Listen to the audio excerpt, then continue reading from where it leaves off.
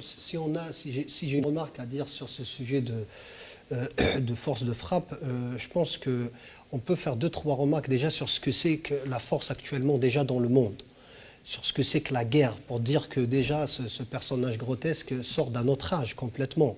Parce que pour lui, dans son imaginaire, il pense que les guerres se font toujours au corps à corps. Alors qu'actuellement, déjà les guerres militaires se font de moins en moins. La guerre maintenant s'est transformée.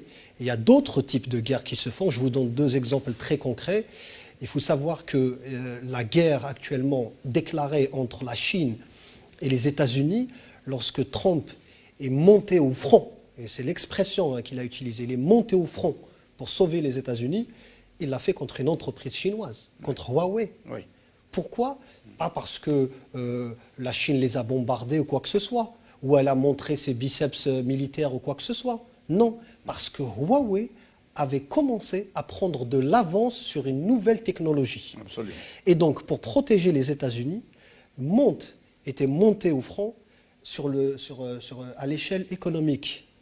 La même chose, actuellement, on vient d'assister à ciel ouvert à une bataille, une des batailles les plus féroces de cette guerre économique, de cette 3e guerre mondiale qui est en train de se passer, mais économiquement, en silence, entre la France et les États-Unis. Et on a vu comment ça s'est joué, cette partie de passe-passe diplomatico-financier, sur l'affaire des sous-marins, qui a coûté à la France plus de 50 milliards de dollars quand même. C'est un total de contrat de 53 milliards de dollars.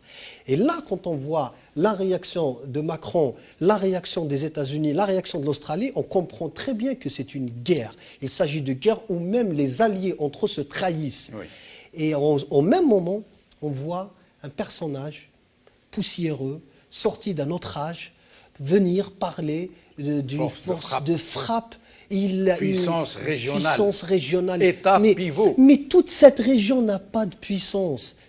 Toute cette région déjà dans laquelle il parle, c'est une région où se disputent les grandes puissances mondiales. Et puis les armements que les uns et les autres sont en train d'acheter dans le Maghreb, ce sont des armements qui sont fournis par des puissances... Tout à fait. Et c'est même pas des armements, c'est des sous-armements.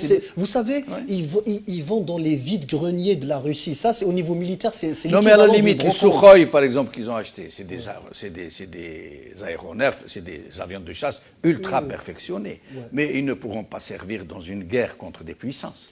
Ils ne pourront servir que dans une guerre contre le voisin, à la limite. Mais et puis même avec les voisins, ça serait compliqué parce que, par exemple, ce modèle d'avion de chasse, par exemple les Sukhoi, ils utilisent des technologies qui passent par satellite. L'Algérie n'en a pas. Absolument. Donc, c'est-à-dire, pour actionner, par exemple, des frappes, il faudrait demander l'autorisation à la Russie pour passer par la... Non, mais c'est pour vous dire, moi, quand je vous dis, c'est vraiment de l'ordre de la brocante. Ils sont en train d'acheter du gadget.